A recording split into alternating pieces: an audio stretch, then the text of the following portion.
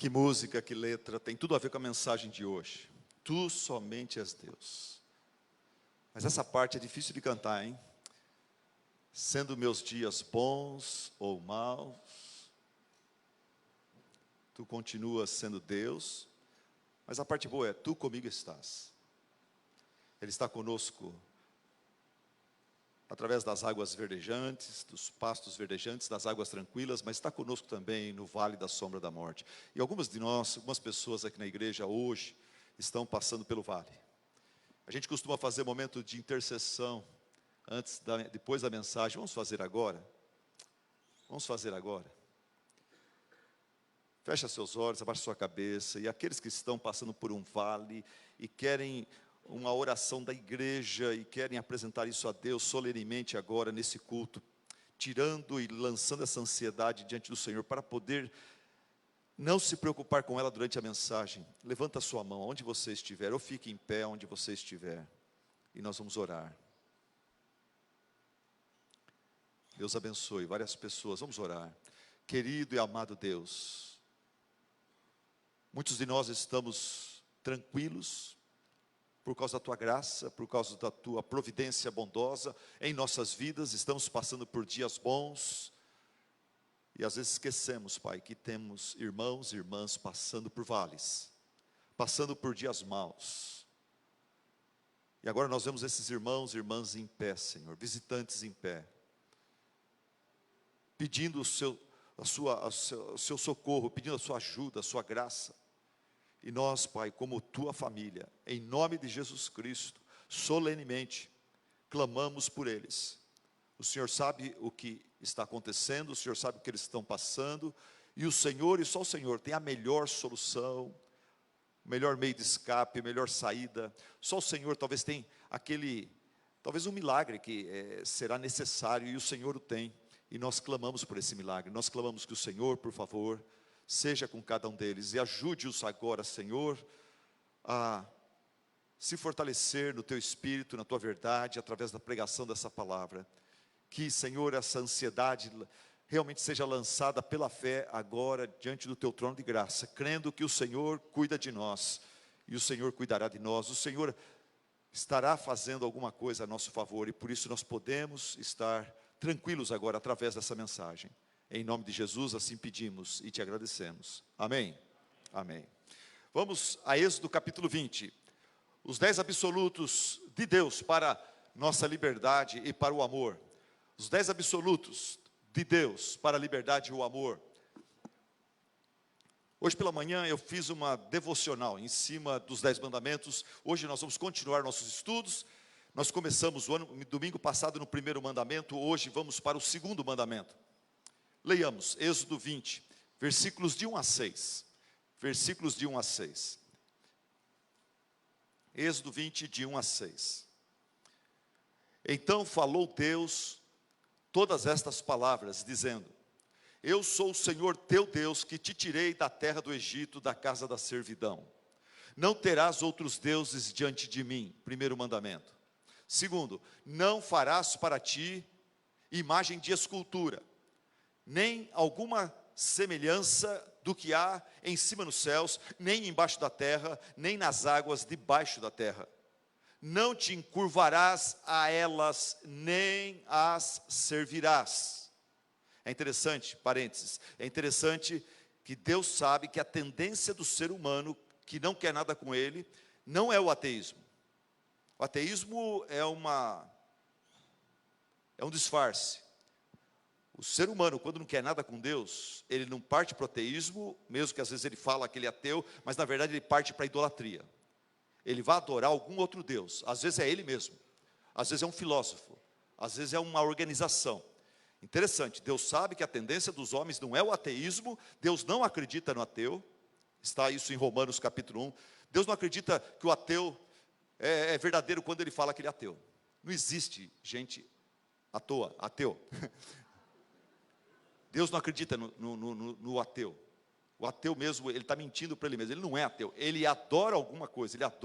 Ele sabe que Deus existe, ele adora alguma coisa. Muitos dos ateus são bravos, eles têm raiva. E quando a gente fala que professa e conhece a Deus, porque eles têm raiva de Deus.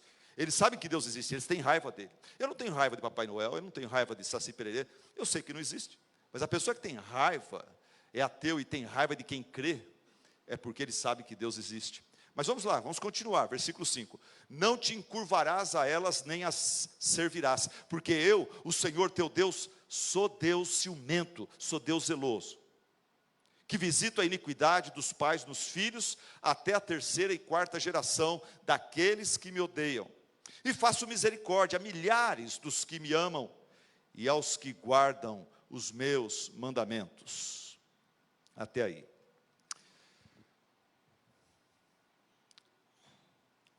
Na minha ex-igreja, lá em Tupã, um jovem que eu tive o privilégio de fazer o casamento dele, chamado Douglas. O Douglas gostava muito de jogar basquete, e ele jogava bem, e tanto é que ele foi fazer um curso de arbitragem numa outra cidade, com um grupo de rapazes que gostavam muito de basquete lá em Tupã. Eles foram para uma outra cidade fazer esse curso de arbitragem. A hora que acabou o compromisso deles com o curso lá, à noite, a rapaziada de Tupã propôs que todo mundo saísse para as baladas, para aprontar, para festar.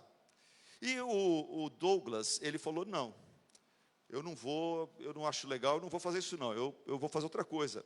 Mas por que você não vai e tal? Ele falou, eu não vou porque eu tenho um compromisso sério com Deus e com a minha namorada, que eventualmente ficou sua noiva e esposa. E eles, obviamente, os amigos zombaram, criticaram muito o comportamento do Douglas, mas ele ficou firme. E ele me contou isso para mim, depois, quando voltou de viagem. E eu disse a ele, Douglas, você poderia ter dito para esses rapazes o seguinte: olha, vocês saíram lá de Tupã para fazer um curso de arbitragem, por quê? Porque até mesmo um joguinho de basquete, para ser legal, precisa de ter regras, precisa de justiça. Da mesma forma, o namoro, o noivado, o casamento e a vida em geral, para ser legal, também precisa de regras, princípios e compromisso. E os 10 mandamentos, eu diria para vocês, os 10 mandamentos contêm, da parte de Deus, as regras para o jogo da vida. Você quer saber como jogar o jogo da vida?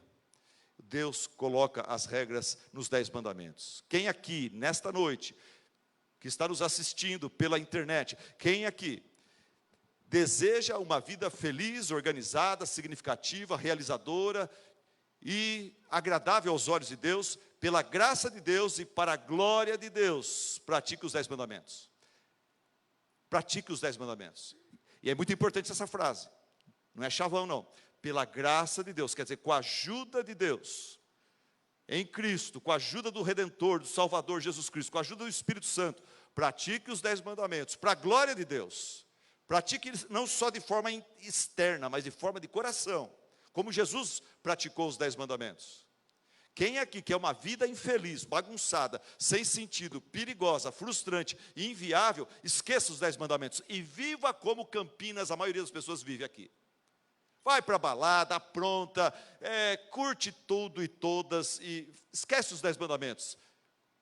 Faz como o povão fala, seja feliz, siga o teu coração.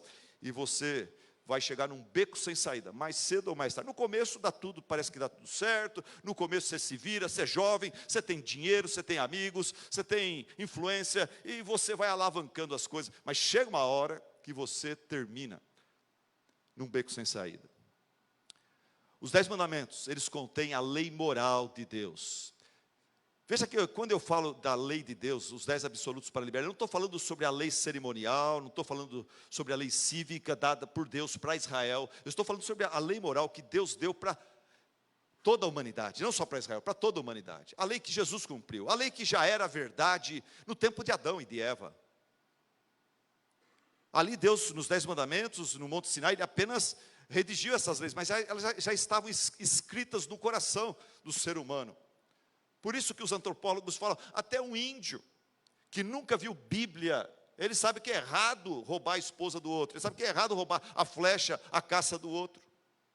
Não roubarás, não furtarás, está no coração. E Romanos 1, 2 fala que, quando um índio que não conhece a lei, ele age, ele sabe lá dentro o que é certo e errado, de acordo com a lei, ele é lei e que condena a ele mesmo. Os 10 mandamentos contêm a lei moral de Deus. Moralidade tem a ver com aquilo que é certo, justo, bom e edificante. Aquilo que faz bem para a alma, faz bem para o corpo, faz bem para a família, para o casamento, faz bem para tudo. Logo, imoralidade é aquilo que é errado, injusto, mal e destrutivo. Moralidade é aquilo que é bom, justo, edificante. Imoralidade é aquilo que é errado, injusto, mal e destrutivo. Longe de Deus, o homem, a sociedade, a nossa cultura, perdeu noção do que é certo, do que é errado. Perdeu noção do que é bom, do que é mal. Por isso que a mídia, a nossa cultura, as músicas, o cinema, hoje exalta os rebeldes, os vaidosos, os exibidos, os ostentadores, os gananciosos, os violentos, os inconsequentes, os espertalhões. Quando eu preguei esse sermão a primeira vez, estava em alta os Mamonas Assassinas. Era um grupo musical que era contra a cultura, era contra a ética, contra a moral. Eles, rebeldes, e zoeiras, e tudo que não presta, eles zoavam daquilo e exaltavam aquilo. E a moçada gostava. Eles se foram, mas a lei de Deus continua. A sociedade perdeu noção do que é ser bom, do que é ser mal, mas Deus continua definindo claramente o que é ser bom, o que é ser justo, e o que é ser mal, o que é ser injusto. É interessante que lendo os mandamentos, especialmente os 4 primeiros mandamentos, que é a primeira tábua da lei, ali você vê que a adoração é a base da moralidade. Moralidade sem adoração é legalismo. Mas quando a moralidade está baseada na adoração, ela se transforma em lei espiritual. Moralidade se transforma em espiritualidade. O que eu quero dizer com isso é o seguinte: ao voltar-se para Deus, o ser humano ele vai encontrando o caminho da retidão, da justiça, da bondade, da paz e do amor, que nós perdemos na queda, lá em Adão e Eva, no pecado original. Mas vamos lá. Os primeiros 4 mandamentos falam que a adoração é a base da moralidade. Veja comigo, olha, o primeiro mandamento fala quem deve ser adorado. Deus nos ensina quem deve ser adorado. Ele fala: eu sou o Senhor teu Deus. Não aquele outro. Eu sou. Não terás outros deuses diante de mim. Eu devo ser adorado. Só eu sou digno de adoração. O segundo mandamento declara como ele deveria ser adorado. Não farás para ti nenhum ídolo, não te prostrarás diante deles e nem lhes prestarás culto. É o que nós vamos estudar hoje. Mas vamos falar sobre o terceiro mandamento, semana que vem. O terceiro mandamento declara a atitude que devemos ter ao adorar a Deus. Reverência. Não tome o nome do Senhor teu Deus em vão. E o quarto mandamento declara um tempo específico, especial, que Deus deve ser adorado. E aqui eu quero toda a igreja nesse dia. Eu quero os crentes que só vêm no dia de ceia, especialmente nesse dia. Nossa igreja tem um grupo de crentes católicos, né? Só vão na missa quando precisa, quando tem muitos católicos que não fazem isso, certo? Tem católicos que vão todos os domingos. Mas você conhece no Brasil, o próprio católico fala: eu sou católico de família, tal, eu vou no Natal, vou na Páscoa, e quando morre alguém, quando vai casar alguém. E tem na nossa igreja alguns crentes católicos, nesse sentido. Os Estados Unidos está cheio. Tem muitos batistas nos Estados Unidos, mas poucos que levam Cristo a sério, a igreja de Cristo a sério. É uma decadência. Os Estados Unidos era muito mais forte. A Inglaterra era muito mais forte. Quando as pessoas, domingo, fechavam as portas dos seus negócios, falavam: hoje é dia do Senhor. Mas isso aí eu vou pregar no quarto mandamento.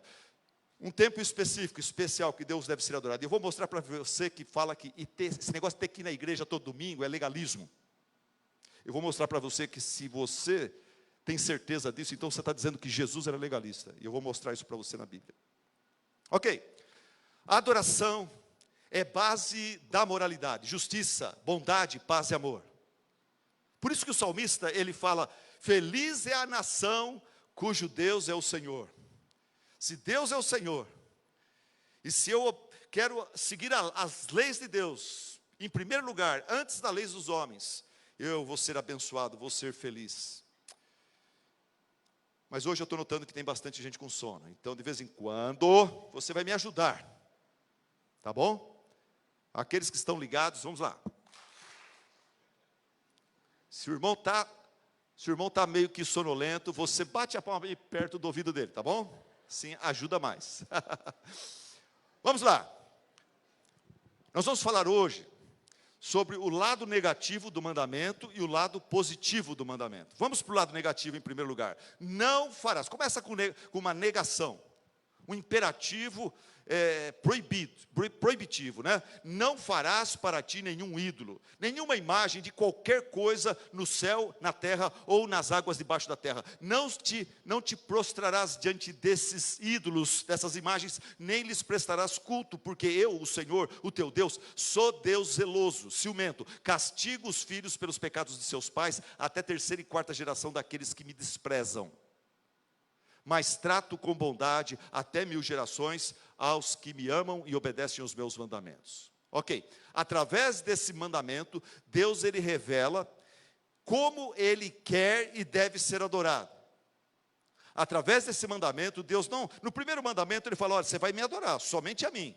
Agora ele fala, deixa eu falar para você como eu quero ser adorado. Porque está cheio de gente que fala, não, eu quero adorar a Deus, eu vou adorar a Deus, eu adoro a Deus, mas eu adoro do meu jeito. Está errado. Está errado, adorar do seu jeito está errado. Mas eu sou sincero, está errado. Por exemplo, vamos dizer que você conhece o pastor Valdir, você gosta muito dele, ele está sendo uma bênção na sua vida. E você decide homenageá-lo. E você decide fazer um jantar especial para ele, para Raquel. Amém, Valdir? Se você conhece o Valdir e você quer homenageá-lo com um jantar na sua casa, você vai fazer para o Valdir um jantar cujo prato principal seja ou peixe ou frango. Quem conhece o Valdir sabe que ele não gosta de carne, não come carne vermelha. Se eu convido o Valdir para um jantar e eu preparo para ele cupim, eu preparo para ele só carneiro, costela, picanha. Falei, Valdir, eu te amo tanto, você é uma bênção na minha vida, eu convidei você, Raquel, olha, e está aqui, ó, a churrasqueira cheia de cupim.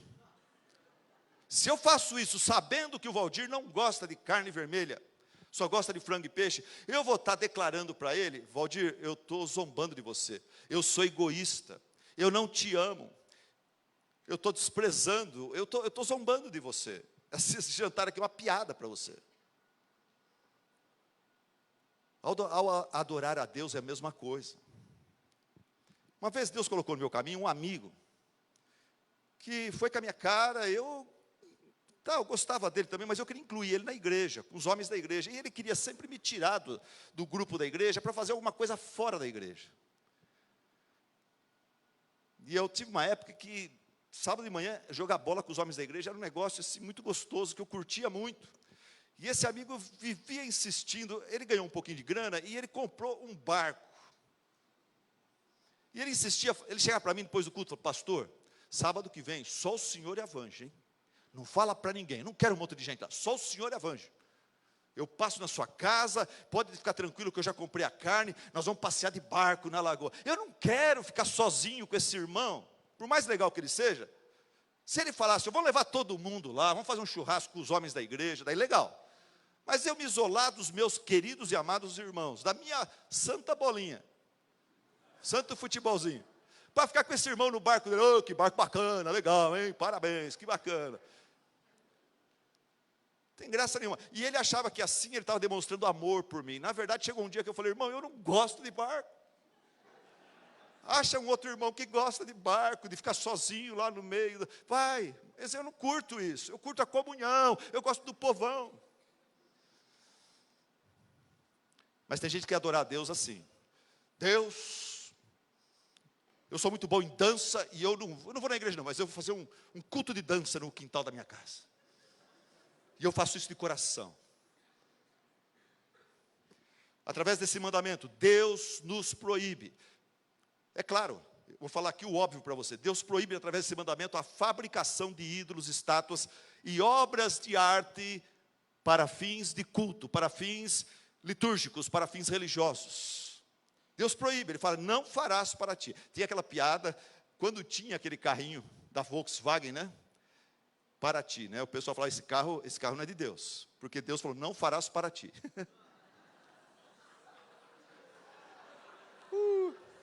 Você está ligado? Então acorda, vai. Esse Paraty é para acordar. Através desse mandamento, Deus proíbe fabricação de ídolos, estátuas, obras de arte para fins religiosos, litúrgicos. Através desse mandamento, atenção, através desse mandamento, Deus proíbe a adoração de ídolos, de estátuas e de obras de arte. Através desse mandamento, Deus proíbe a adoração a Deus através de ídolos, estátuas e obras de arte.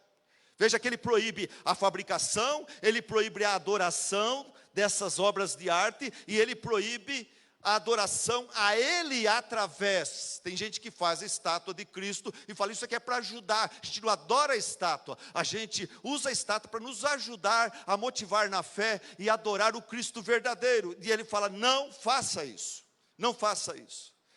Mas veja que esse mandamento não está proibindo a fabricação e posse de obras de arte para fins decorativos. Esse mandamento não está proibindo o desenvolvimento de nossas capacitações e habilidades artísticas. O próprio Deus é quem nos capacita com habilidades artísticas. Esse mandamento, ele está proibindo simplesmente o uso e fabricação de obras de arte para fins religiosos e litúrgicos. Qual o problema com os ídolos? Porque as religiões, a religião católica, que adota os ídolos, eles falam exatamente isso que eu falei agora aqui. Não, a gente não adora o ídolo. O ídolo é apenas uma ferramenta didática para nos ajudar a adorar a Cristo, adorar a Deus, etc. Qual o problema com os ídolos? O problema com os ídolos, a Bíblia fala que é que eles são inúteis. Eles são inúteis, em primeiro lugar. Tem vários problemas, eu vou falar o primeiro. O primeiro é que eles são inúteis. No Salmo 115, versículo 3, Salmo 115, está no quadro aí, ó, Salmo 115, 3. Leia, vamos ler juntos para acordar? Vamos lá? Leiamos. O nosso Deus está nos céus e pode fazer tudo o que lhe agrada. Os ídolos deles, de prata e ouro, são feitos por mãos humanas. Têm boca, mas não podem falar. Olhos, mas não podem ver. Têm ouvidos, mas não podem ouvir. Nariz, mas não podem sentir cheiro. Têm mãos, mas nada podem apalpar. Pés, mas não podem andar. Nem emitem som algum com a garganta. E os próximos versículos falam assim, Israel, confia no Senhor, não confia nos ídolos das nações, confia no Senhor, Ele é o seu socorro, Ele é o seu escudo, confia no Senhor, sacerdotes, Ele é o seu socorro e seu escudo. Então, além de não ajudar nada, porque eles são objetos mortos, além de não ajudar nada, pelo contrário, os ídolos, eles desviam a atenção do adorador. E esse papo de que nós vamos colocar uma imagem de Jesus aqui para ajudar a pessoa. Gente, o que vai acontecer? O ser humano é fraquinho.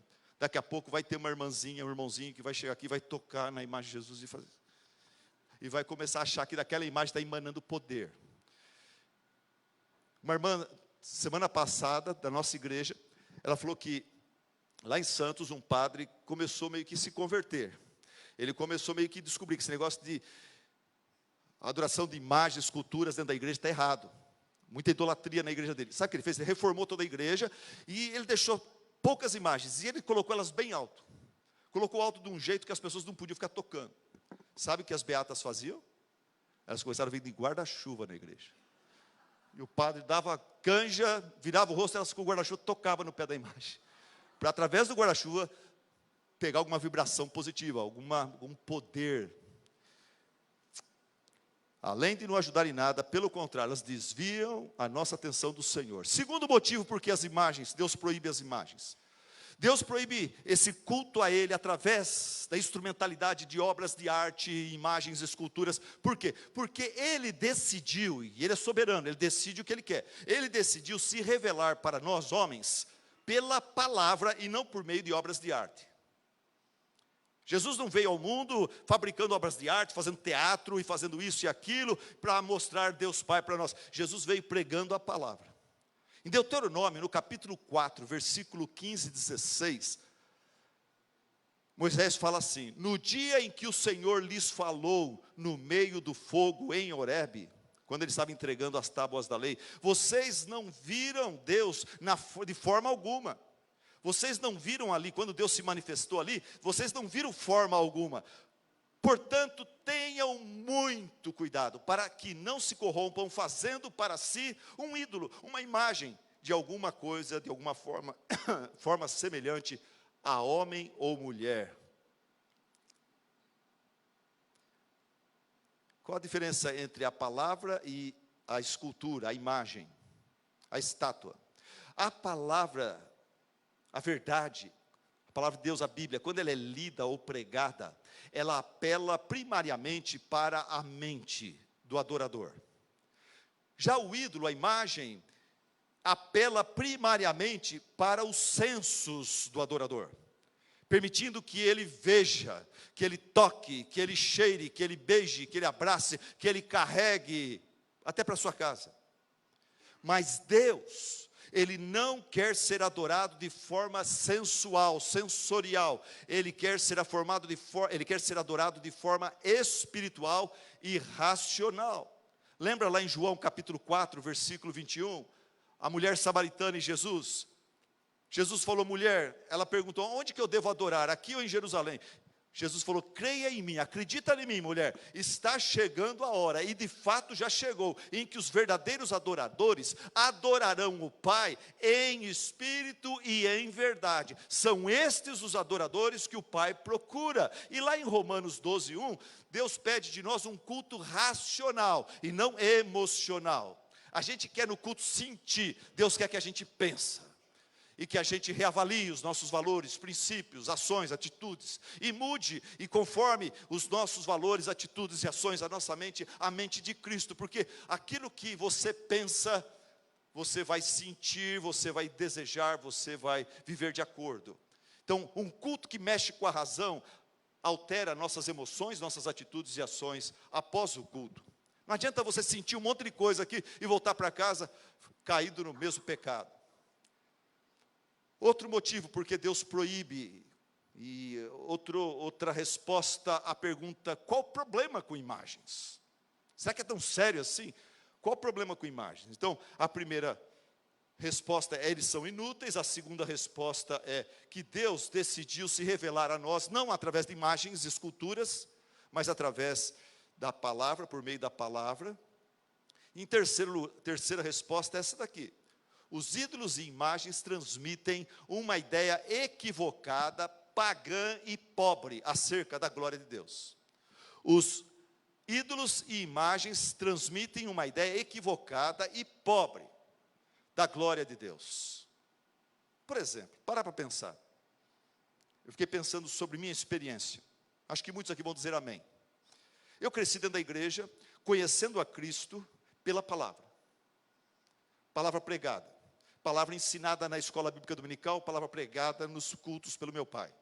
Eu fui formando um conceito de Cristo, da sua divindade, do seu poder, da sua glória, da sua humanidade. Toda vez que eu vejo um quadro de Jesus, eu fico decepcionado. Não bate com esse Jesus glorioso que a palavra formou na minha cabeça. Toda vez que eu vejo um filme sobre Jesus, o ator deixa a desejar. Eu falo, mas Jesus não é assim, não é fraco desse jeito. Não é tão humano assim. A palavra transmite uma ideia clara acerca de Cristo. E o Espírito usa a palavra para formar e ajudar você a ver a beleza de Cristo e desejá-lo mais. Mas esse negócio de filme, imagem e escultura, isso aí empobrece, isso denigre a imagem da glória de Deus. Em Isaías 40, eu citei domingo passado, vou citar outra vez. Isaías 40, o profeta trata exatamente disso. E ele fala assim, como pode um artesão, como é que pode um artista representar a glória de Deus? É impossível um ser humano confeccionar uma estátua de ouro que consiga representar aquele que mede as águas do mar na concha das suas mãos, aquele que com o palmo define os limites do céu, aquele que na sua balança particular pesa os montes e calcula o peso da terra, aquele diante de quem as nações são como uma gota que sobra no balde, são como uma poeira que resta no prato da balança, são como nada. aquele que se assenta no seu trono, acima da cúpula da terra, aquele que estende os céus como um forro e os arma como uma tenda para neles habitar, aquele que criou e conhece pelo nome todas as estrelas do universo, que os nossos cientistas dizem que são de número incontável, mas Deus conhece, Deus contou já, e tão grande é o seu poder, e tão imensa a sua força, que quando Ele as chama pelo nome, e nenhuma delas vem a faltar. Como que pode um artista conseguir, através da sua expertise, conseguir fazer uma estátua que representa aquele que é soberano, que com braço forte governa sobre todas as coisas, aquele que condena os orgulhosos e recompensa os humildes e arrependidos, aquele que é alto e sublime, mas que também habita num alto e sublime lugar, mas habita também com o contrito e humilde de espírito, aquele que como pastor cuida do seu rebanho e com o seu forte braço ajunta os cordeiros e os carrega no colo. O problema com os ídolos é este: eles prestam um desfavor para a fé, para a espiritualidade. Eles transmitem uma ideia errada, pobre, miserável do Deus glorioso. Quando foi que a igreja passou a usar ídolos nos seus cultos? Eu não vou tocar nesse ponto, é bem longo, e ia ocupar muito tempo. Eu falei, Vinícius, vamos cortar isso daí, vamos para o próximo ponto. Pastor, o próximo ponto é esse: pastor, eu não adoro imagens de escultura. Eu não adoro. O que esse mandamento tem a me dizer? Mas antes deixa eu perguntar. Capricha aí. Você está ligado? Perto do ouvido do irmão. Vamos lá, você está ligado? Isso. Acordou todo mundo? Vamos continuar nos alimentando da palavra de Deus. Pastor, eu não adoro, esse não é o meu problema, eu não adoro imagens de esculturas. Eu já tive na minha vida, eu me livrei delas, eu aprendi que não é por aí. Eu adoro a Deus em espírito e em verdade. O que esse mandamento tem a dizer para mim? Membro dessa igreja, cristão, fiel a Deus, salvo por Cristo Jesus. Deixa eu falar uma coisa para você, vamos mais profundo agora. Esse mandamento também nos proíbe, através desse mandamento, Deus também nos proíbe de fabricar ou criar ídolos no nosso coração. João Calvino falou que a maior fábrica de ídolos que existe é o coração do ser humano. A gente vive fabricando ídolos. Às vezes é um assunto, você estuda um pouquinho mais, você cria uma opinião sobre aquilo. Quando vem alguém e tem opinião contrária, você começa a discutir. Quando você vê, você está meio bravo, você está começando a ficar com raiva da pessoa. Chega uma hora que você está gritando com a pessoa, ofendendo a pessoa. Tem uma hora que você está... Aquele pensamento, aquela ideia passou a ser um ídolo na sua vida. Você está brigando pelo seu ídolo. Ídolos do coração.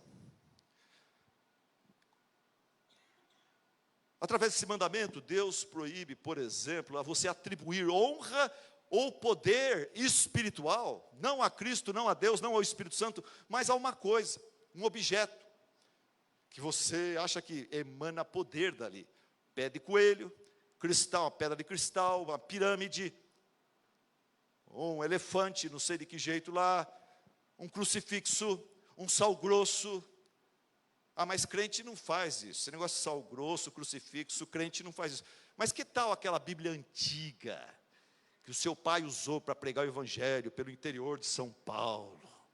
E você olha para ela e você se emociona, porque você lembra do seu pai. Você folheia as notas, tem a letra do seu pai ali. E quando você lê aquela Bíblia, você parece que sente mais poder saindo da palavra de Deus. Isso é idolatria, isso é paganismo. Isso é misticismo. Você está começando a deixar de adorar a Deus e começar meio que a adorar um livro. Tem gente que deixa a Bíblia dentro do carro. Meu irmão, medo que não podia fazer seguro, o vendedor colocava a Bíblia. Ele mesmo não levava muito Deus a sério não, mas a Bíblia estava lá. Quem sabe o ladrão olha, vê a Bíblia e fala, esse é crente, não vou mexer, esse aqui é filho de Deus. A Bíblia é como talismã. Esse mandamento, através dele, Deus, ele proíbe a gente de atribuir honra e poder espiritual a alguma pessoa. Talvez tenha alguém aqui que tem uma tremenda honra por um pastor, que na sua família é uma grande bênção. E ele só come frango, não come peixe, não come carne. Não, come peixe. Começa a idolatrar o pastor. Às vezes é o ex-pastor. Eu sei que tem alguns de vocês aqui que morrem de saudades do ex-pastor. Deus o levou, Deus me trouxe aqui, eu não tenho culpa, né? eu não tenho culpa. Mas eu sei que tem gente que morre de saudades do ex-pastor. Que bom que o pastor Marcílio voltou, né? Está tanta gente feliz, contente. Eu fiquei feliz também. Mas olha aí, tem gente que adora um pastor poderoso, uma missionária poderosa. Lá em Tupã, uma coisa que me deixava triste era ver alguns irmãos, quando a coisa apertava mesmo, os irmãos que levavam Deus meio de qualquer jeito, não levavam a igreja a sério. Quando a coisa apertava, eles iam para uma fazenda, que tinha uma senhorinha que morava numa fazenda lá, uma senhorinha bem pobrezinha, e eles acreditavam que aquela mulher, ela tinha o dom da revelação, do poder, que a oração dela era mais forte. Então esse pessoal, que tinha a vida toda torta, e mentia, e falava besteira, e fazia trambique, mas ia na igreja todo domingo. Mas na hora que a coisa apertava, eles iam atrás daquela mulher. Porque eles sabiam que se viesse falar conosco, nós íamos confrontá-los com a pergunta: como que está a sua vida com Deus? Antes desse aperto financeiro, antes desse problema no casamento, como é que você está com Deus? E nós conhecíamos. Tupã, cidade pequena, você sabe quem está vivendo relaxadamente, quem não está. Então, vai lá buscar aquela mulher. Aquela mulher, ela tem poder, tem unção. Ela fala em línguas. E eu quero uma mulher que tem oração forte. Através desse mandamento, Deus, Ele proíbe a gente de atribuir honra e poder espiritual a algum lugar em especial. Tem gente que acha que o lugar especial para orar é um determinado banco aqui da igreja, ou é um determinado quarto. Opa, lembra de um filme sobre quarto de oração? Naquele lugar eu sinto a presença de Deus. As paredes aqui parece que falam. Cuidado, idolatria. Jesus já falou, eu citei o versículo lá da mulher samaritana. Deus está procurando quem o adora, não aqui, não acolá, não na igreja, não no quarto de oração, mas o adora em espírito e em verdade. É esses que o Pai procura. Tem gente que atribui honra e poder espiritual a alguma roupa ungida, lenço ungido. Espero que não tenha ninguém na nossa igreja aqui que comprou algum lenço ungido, alguma coisa ungida. Eu lembro que quando eu preguei essa mensagem, Ana Paula Valadão estava vendendo na internet bota de couro feita do couro das cobras piton. E ela falava que quando ela vestiu aquela bota num rodeio ou num show que ela fez nos Estados Unidos, no Texas, e ela sentiu uma unção, porque ela sentiu que ali Deus estava falando para ela: você está pisando na cabeça da serpente. E ela estava vendendo por R$5.000 cada par de botas. Eu procurei na internet, estava metade do preço em outros lugares. Mas não tinha unção da Ana Paula Valadão. Tem gente que precisa de um cargo na igreja, e tem gente que idolatra cargos na igreja, e se nós tirarmos ele desse cargo, ele vai para outra igreja, porque se não tiver o cargo, espiritualmente, ele desfalece. Tem gente que só vem na igreja se tocar, se cantar, se não vai tocar, não vai cantar, não vou. O que mais? Através desse mandamento, Deus, Ele nos proíbe de adorá-lo, de acordo com a nossa própria imaginação. Adorar a Deus de acordo com a sua própria imaginação. O que eu quero dizer com isso é o seguinte: cuidado com a sua tendência carnal, de começar, na hora que vai orar, começar a tentar imaginar Deus. Um velho sarado, cabelos longos, esvoaçantes, barbas brancas, olhos azuis, manto real, coroa de ouro, inteligente como Salomão, rico como Bill Gates, famoso como Pelé, poderoso como Donald Trump. Ele é o seu Deus. Quando eu oro, eu imagino ele sentado num alto e sublime trono, e o ventilador ligado e o cabelo dele balançando. Cuidado para você, na sua cabeça, não criar um ídolo de Jesus, de Deus. Imaginar um Jesus loiro, olhos verdes, sarado.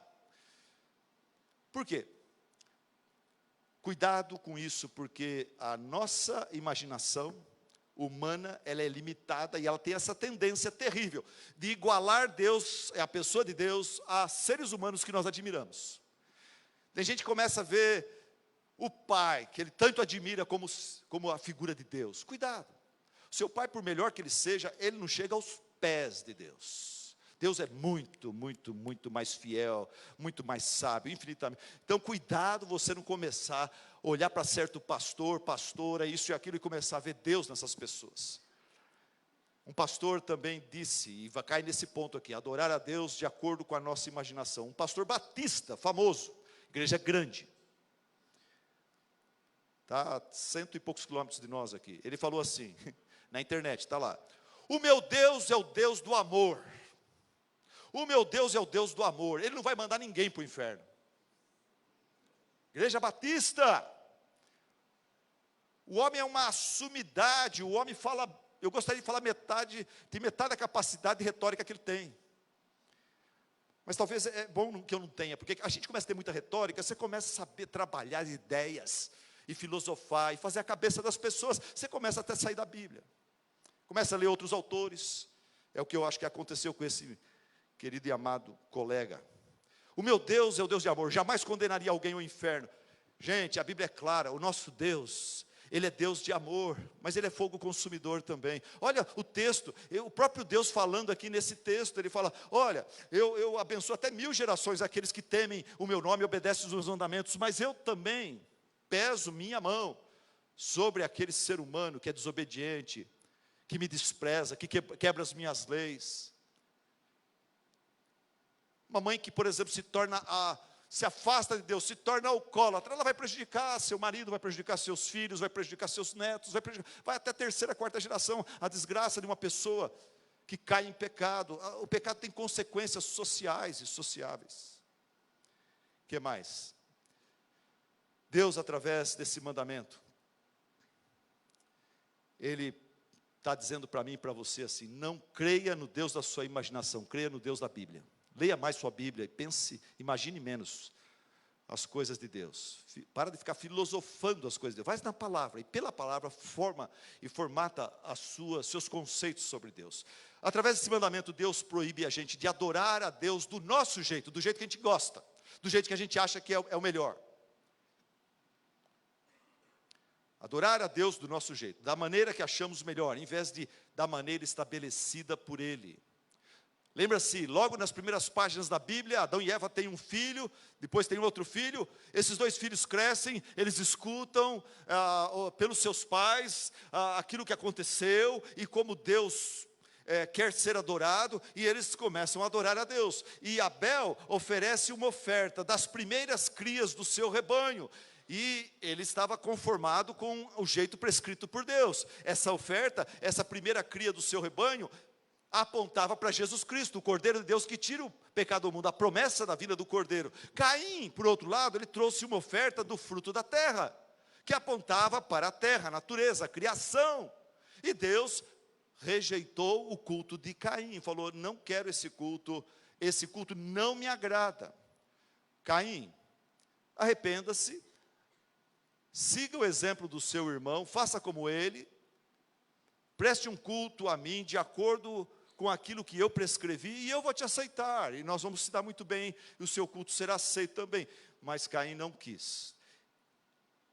E hoje em dia, se você olhar para as igrejas, para os pastores, você vai ver muita gente tentando adorar a Deus do seu jeito, com alguma coisa nova, com uma fórmula nova, muita criatividade. Mas Deus, Ele dispensa a nossa criatividade, Ele espera a nossa obediência. Através desse mandamento, Deus fala: olha, usa a sua criatividade no seu trabalho, no seu emprego, usa a sua criatividade no seu jardim, mas no culto a mim, olha, eu já sei o que é melhor e eu já prescrevi o que eu quero. Não inventa moda, eu não quero.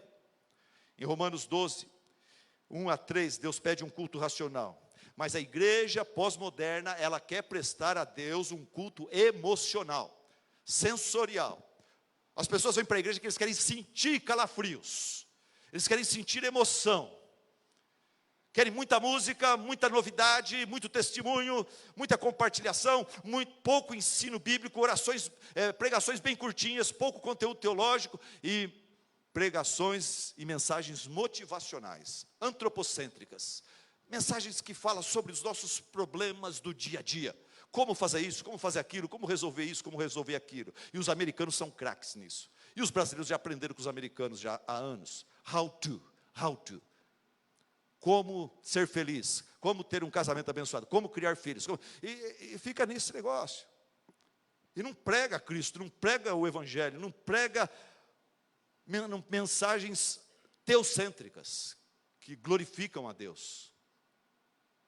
Um colega meu foi visitar uma grande igreja nos Estados Unidos, E ele falou, Silas, minha igreja é pequenininha. Quando eu cheguei lá, eu fiquei assustado com o estacionamento. Depois eu fiquei assustado quando eu vi um prédião aqui, outro prédião lá, outro prédião lá. Foram me explicando o que cada prédião daquele era. Daí eu chego no culto. E no culto, som de primeira, luz de primeira, e música de primeira, e muita imagem, e muita produção de vídeo. Na pregação, então, antes da pregação, tinha um filme que fizeram, que só em Hollywood pode fazer um negócio daquele antes de cada pregação. E depois o pastor veio, e o pastor não tinha púlpito, ele tinha só um lugarzinho para colocar um copo d'água, e ele muito descoladão, tal, e ele falou um monte de coisa sobre filósofos, sobre escritores modernos, sobre tal, e de hora que, de repente, depois de 20 minutos, contando também uma experiência pessoal, depois de 20 minutos, ele falou, vamos à palavra de Deus. E daí ele leu a palavra de Deus, e ele falou, gente, o nosso tempo está meio curto, já eu vou resumir para vocês o que esse versículo quer dizer. E meu amigo falou, deu vontade de gritar, não, não, não. O que eu mais preciso, o que eu mais quero, o que esse povo precisa e quer é ouvir a palavra de Deus. Você enrolou, gastou tanto tempo com tanta coisa, nos entreteve, mas você não nos alimentou na alma. Agora que você vai ler o que Cristo tem a dizer, você vai resumir e jogar para a semana que vem. Mas é assim que estão as igrejas. Infelizmente, muitas, felizmente não todas. Graças a Deus, tanto no Brasil quanto nos Estados Unidos, está se levantando um movimento de pastores e igrejas sérias. Eu queria ter ido, não deu para ir. Um encontro, 14 mil pastores, chama Coalizão do Evangelho, The Gospel Coalition. Esse pessoal, John Piper, Mark Dever, D.A. Carson, são pastores sérios. As literaturas deles estão no mundo inteiro, inclusive no Brasil. É pessoal sério. John Piper também está junto. Esse pessoal, ele está chamando pessoas de várias denominações, que querem pregar o Evangelho, que querem parar de ficar entretendo os bodes, e ter igrejas bíblicas. E eles estão reunindo, começaram com um grupo de 3 mil, 6 mil, 7 mil, 8 mil, agora tem 14 mil pastores. Quem vai nessas conferências são pastores que não querem ladainha, que não querem artimanhas humanas para fazer a igreja crescer, mas querem o Evangelho puro. Então, Deus tem um remanescente, eu não desanimo. Nós vamos ter a Fiel agora, em outubro, mais de 2 mil pastores brasileiros, que vão lá não para ver uma banda de música, não, eles vão lá por causa da palavra, por causa daquilo que é pregado ali. Muito bom. Agora vamos para o lado positivo desse mandamento, mas para isso você precisa acordar. Fique em pé e cumprimente uma pessoa que você não cumprimentou ainda. Vamos lá, fique em pé. Cumprimente uma pessoa que você não cumprimentou ainda.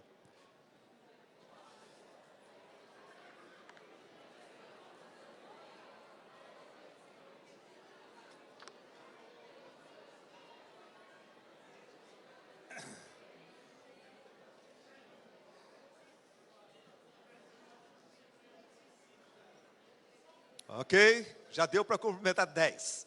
Vamos lá. Assente-se. O lado positivo desse mandamento. Toda vez que Deus fala não para uma coisa, o oposto daquilo, ele decreta também, incentiva, promove. Por exemplo, a mãe que fala para o menino na mesa, fala, para de brincar com a comida. Ela não está sendo chata, ela está sendo positiva. Quando ela fala, para de brincar com comida, ela está falando, comida é uma bênção. Em vez de brincar, coma corretamente, mastigue, você precisa se alimentar bem para poder curtir a vida, para poder curtir os amiguinhos, poder estudar, poder brincar. Quando uma professora fala para o aluno, fica quieto, para de falar na minha aula. Ela não está falando, eu sou má, eu te odeio, ela está falando, eu te amo. Se você não parar de conversar e brincar o tempo todo, você não vai aprender, você vai ficar burro, você vai ficar analfabeto, você vai ser um pobre miserável na vida, não vai ter emprego para você. Eu te amo, fica quieto. E Deus, quando Ele fala para nós algo negativo, aquilo que é oposto àquilo, Ele está incentivando e declarando. Vamos ao lado positivo desse mandamento. Quando Deus fala, não farás para ti nenhum ídolo, nenhuma imagem de qualquer coisa no céu, na terra ou nas águas debaixo da terra, não te prostrarás diante deles, nem lhes prestarás culto.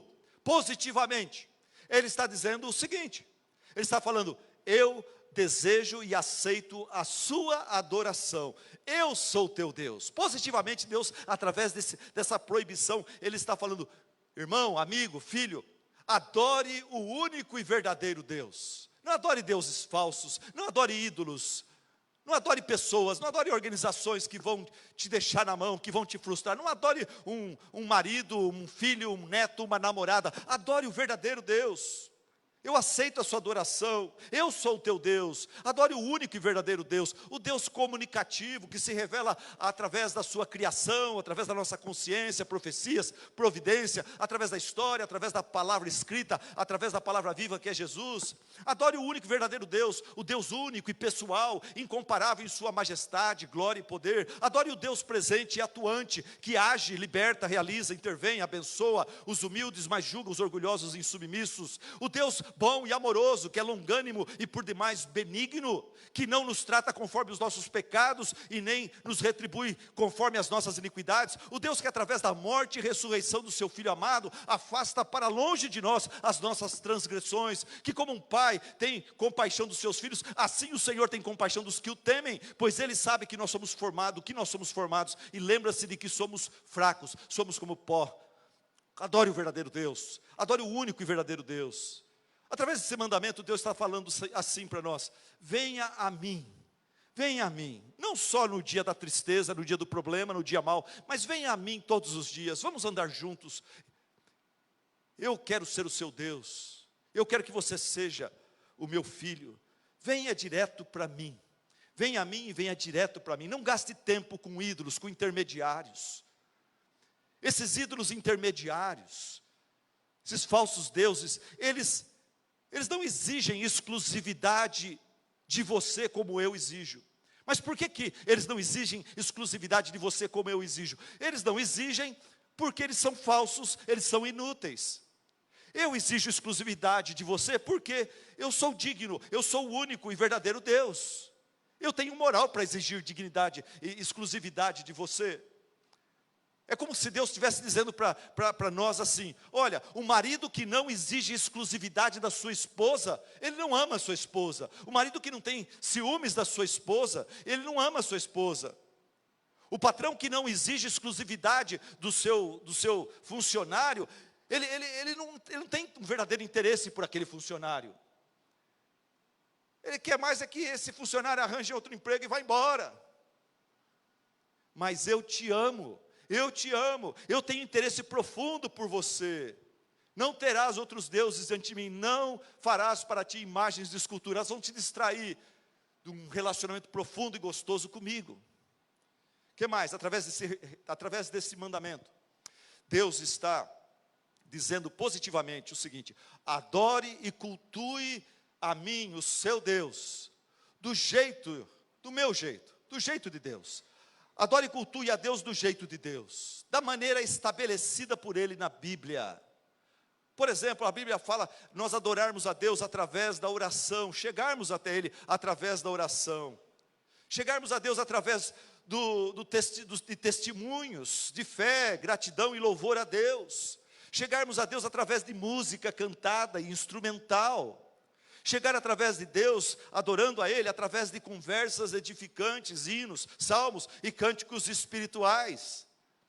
Quando você vem para a igreja, conversas edificantes, você não vem para a igreja só para adorar a Deus com hinos, salmos e pregação e oração, leitura bíblica, mas com conversas edificantes antes do culto, depois do culto.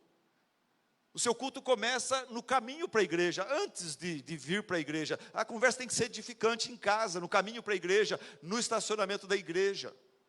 Conversas edificantes. Irmãos, ontem eu falava com alguém sobre um terceiro amigo meu, que ele é comerciante, numa outra cidade. E esse comerciante, ele está progredindo, ele está prosperando, pouco a pouco ele está prosperando, apesar da crise ele está prosperando.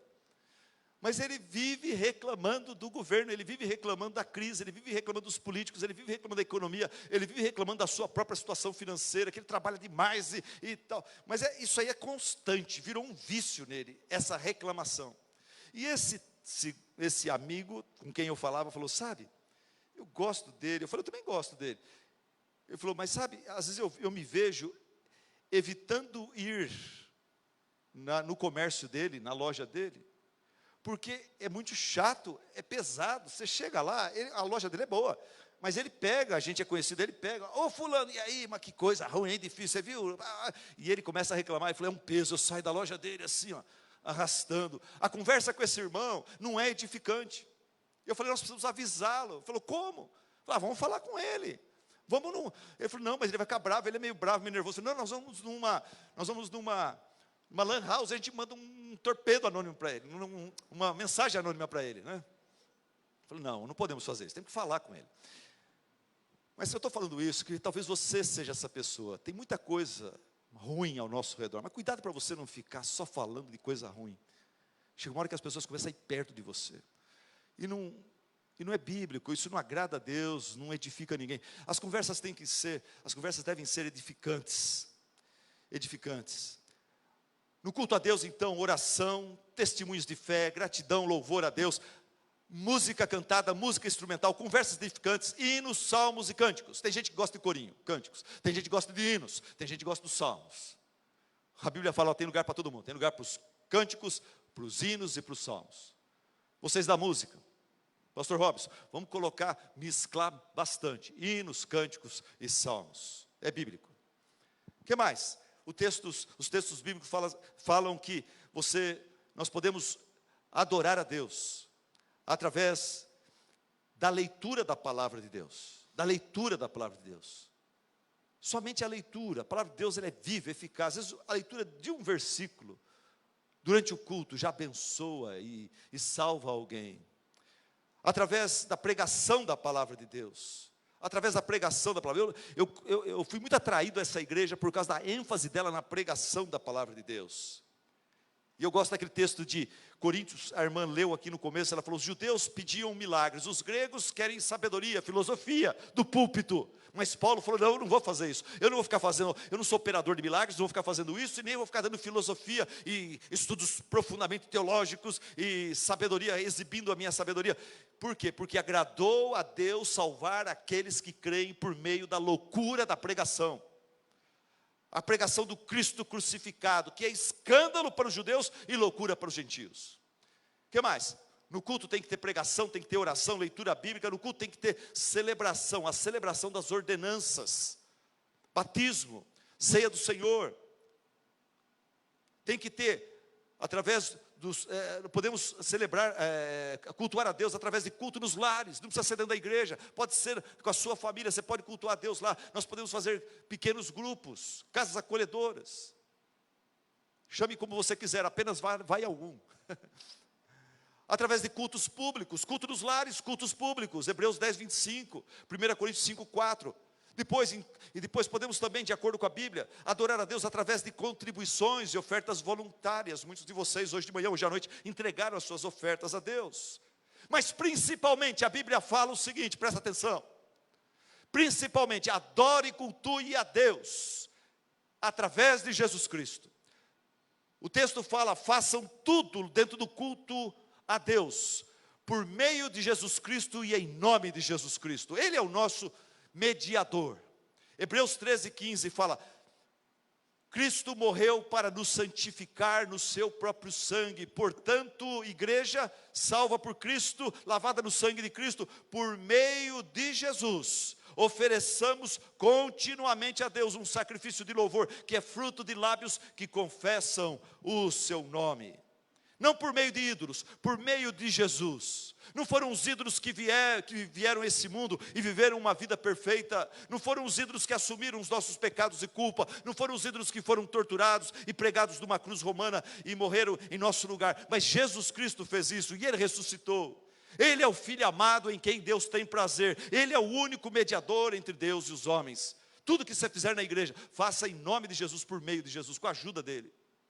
Seja tocar, seja cantar, seja recolher uma oferta, seja estar na porta, tudo que você fizer, faça para a glória de Deus, em nome de Jesus. Agora um outro ponto aqui. Mas vamos acordar. Você está ligado? Um dos últimos pontos aqui. Adore e cultue o seu Deus. Positivamente, esse mandamento está falando, adore e cultue o seu Deus, com a atitude correta. Com a atitude correta. A mulher samaritana, ela perguntou para Jesus: olha, os nossos antepassados adoraram nesse monte, mas vocês, judeus, dizem que Jerusalém é o lugar que se deve adorar. Jesus falou: olha, creia em mim, mulher, está chegando a hora, de fato já chegou, em que os verdadeiros adoradores adorarão a Deus em espírito e em verdade. Em espírito e em verdade. São esses os adoradores que o Pai procura. A pergunta é: como que é adorar a Deus em espírito e em verdade? É isso que Deus quer. Atitude correta, adorando a Ele em espírito e em verdade, por meio de Cristo. Como é que eu faço isso? Em primeiro lugar, adorar a Deus em espírito e em verdade significa crer no Senhor Jesus Cristo, não só da boca para fora, mas de todo o seu coração. Realmente tendo convicção, entendendo que a lei é esse espelho que mostra a nossa total depravação, que não tem jeito, a gente não vai conseguir se arrumar e se consertar para merecer Deus, para se reconciliar com Ele. Por nós mesmos, a lei deixa bem claro que nós estamos condenados, mas que Cristo sofreu em nosso lugar, e Ele levou sobre si a maldição da lei, e Ele perdoa os nossos pecados, e por meio dele, Deus nos justifica. Isso é o cerne do Evangelho. Para ir para o céu você precisa entender isso, que você não presta, Jesus é o melhor, e Ele, pelos méritos dele, Ele te salva. Você não merece, Ele te salva por sua graça, simplesmente Ele pede que você creia. E até a fé que você tem que usar para crer nele, você precisa da ajuda de Deus para isso, você precisa do socorro do Espírito Santo para isso. Então, por isso que a gente adora a Deus, porque Ele é tudo em todos. Para adorar a Deus em espírito e em verdade, você precisa crer em Jesus Cristo, não só da boca para fora, mas de todo o seu coração. Você precisa ter uma visão bíblica da supremacia de Cristo. Ele merece ser aplaudido, Ele merece nossos elogios, nosso louvor, não os homens, não um time de futebol. Creia em Jesus, não só da boca para fora. Para adorar a Deus em espírito e em verdade, em segundo lugar, você precisa chegar no culto com o corpo e com a alma. Tem gente que chega só com o corpo, não chega com a alma. Tem que chegar com o corpo e com a alma. Você tem que cantar e orar com a voz e com o coração. Seja honesto, começa a cantar o hino, você não está afim de cantar, ore: Senhor, me ajuda, eu estou aqui para te adorar. Esse hino não apela a mim, não me agrada muito, mas é para o Senhor. Me dá então, Senhor, entendimento, me dá o espírito de adoração, para que eu possa te adorar agora, através dessa música que não me agrada, mas que a igreja está cantando para o Senhor, e não interessa se eu gosto ou não gosto da música, é para o Senhor.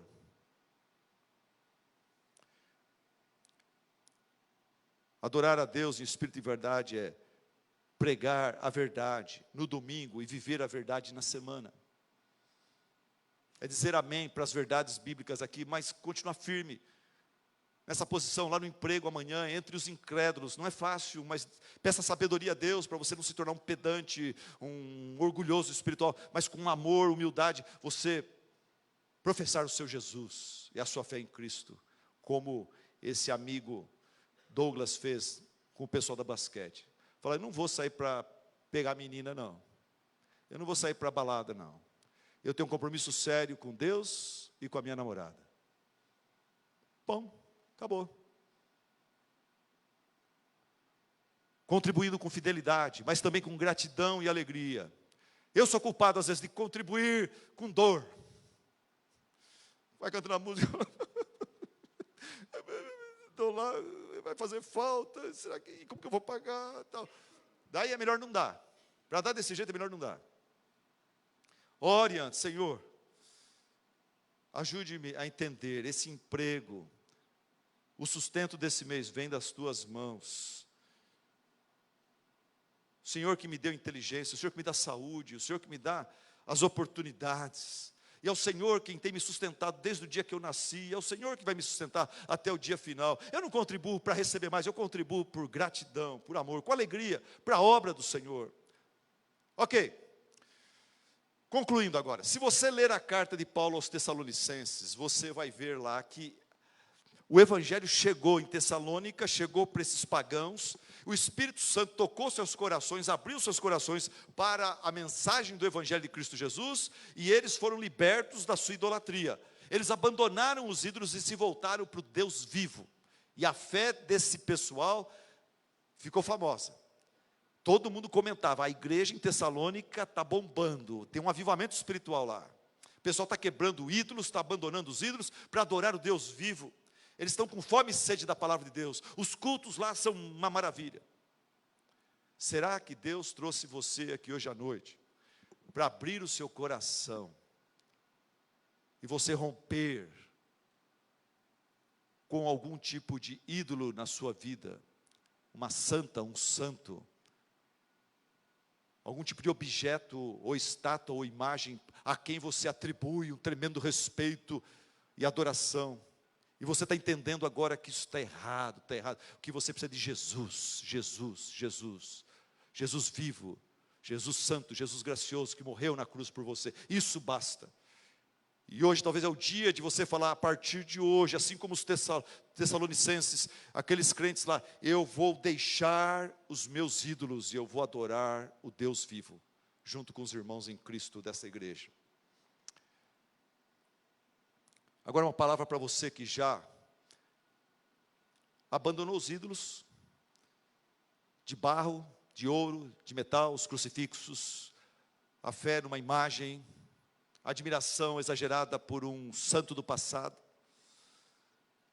Você que é membro dessa igreja, eu queria lembrar você da história de Abraão.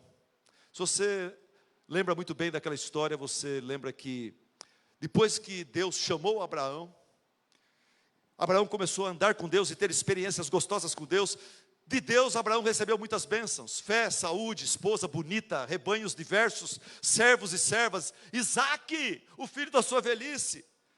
Mas o tempo todo, a maior bênção na vida de Abraão era o próprio Deus. Todas essas outras bênçãos juntas, não chegavam aos pés da bênção maior, que é o próprio Deus. Porém, você conhece a história, o tempo foi passando, Isaque foi crescendo, o amor de Abraão por Isaque, a admiração, o prazer desse pai, dos seus 100 anos, por esse filhinho da velhice, esse amor foi ficando muito forte. E Isaque, essa bênção uma grande de Deus na vida de Abraão, começou a se tornar um ídolo, ou pelo menos ameaçava tornar-se um ídolo na vida de Abraão. Então Deus chama Abraão para um teste, para uma prova, uma experiência dura, mas didática e libertadora. E Deus fala, Abraão, tudo bem? Tudo bem, estou na bênção, o Senhor é meu Deus, esposa bonita, filho, animais, emprego, tudo está indo bem, tá beleza Deus. Falou, ok, eu tenho um testezinho para dar para você, um pedido para fazer para você. Tome o seu filho, o seu único filho, o filho da tua velhice, o seu Isaque, a quem você tanto ama, e vai para a região de Moriá, e sacrifique-o ali como holocausto num dos montes que eu lhe indicarei. Que teste duro, difícil. Mas Abraão, por causa da sua fé inabalável no único, soberano, fiel, justo e santo Deus, a Bíblia fala que Abraão acreditava que se Deus fizesse isso, ele poderia ressuscitar a Isaque dentre os mortos. E ele vai e ele obedece. E chegando no lugar, ele amarra o filho, coloca sobre o altar, e quando ele levanta a faca, o cutelo, para sacrificar o seu filho a Deus, o anjo do Senhor lá do céu chamou e falou, Abraão, Abraão. E ele falou, eis-me aqui. Respondeu ele, não toque no rapaz, disse o anjo, não lhe faça nada. Agora eu sei que você teme a Deus, porque você não me negou o seu filho, o seu único filho. E Abraão ergueu os olhos e ele viu um carneiro preso pelos chifres num arbusto. Ele foi lá, pegou aquele carneiro e ele o sacrificou junto com o filho, como holocausto em lugar do filho. No fim dessa mensagem a pergunta é simples: será que tem uma grande bênção na sua vida dada por Deus, que é a bênção maior, que está se transformando num concorrente no seu coração e está te atrapalhando? Eu queria desafiar você no final desse culto, no final dessa mensagem, a fazer um exame com a ajuda do Espírito Santo, você que já é membro da igreja, você que já é crente há muitos anos, fazer um autoexame. E se há alguma coisa na sua vida que está se tornando importante demais, ao ponto de roubar toda a sua energia, todos os seus pensamentos, todas as suas emoções, você só pensa naquilo, naquele, isso está virando uma idolatria na sua vida. Esse Isaac precisa ser entregue a Deus, precisa ser quebrado. Baixe sua cabeça, feche seus olhos.